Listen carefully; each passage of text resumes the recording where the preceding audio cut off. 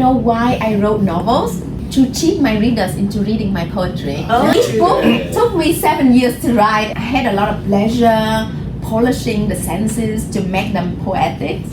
So let me start with a story. I didn't know your question, but I prepared it. In 2015, I worked as a journalist for newspapers in Vietnam.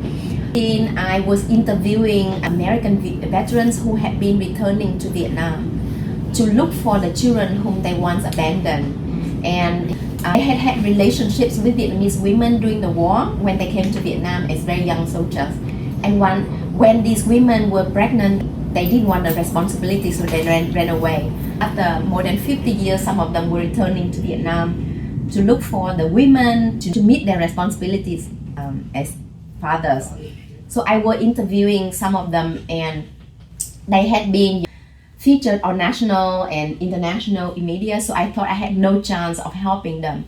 I thought I needed to make their stories personal. And then she said, I haven't told anyone this secret for 46 years. I had a child with an American soldier, and he had turned away from me, so I had no hope of raising my child because I didn't have any stable job, any money.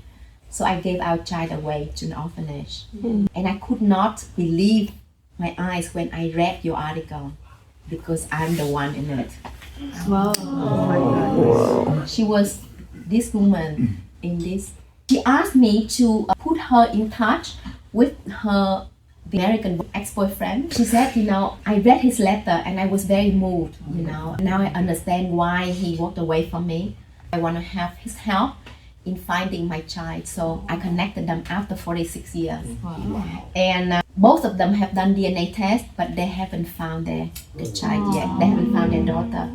And this is the reality that I reflected in this book, that my book is about Amerasian children or mixed race children born out of the Vietnam War, together with the histories of their parents and why they were separated and why tens of thousands of these children haven't found their parents. And this is a reality.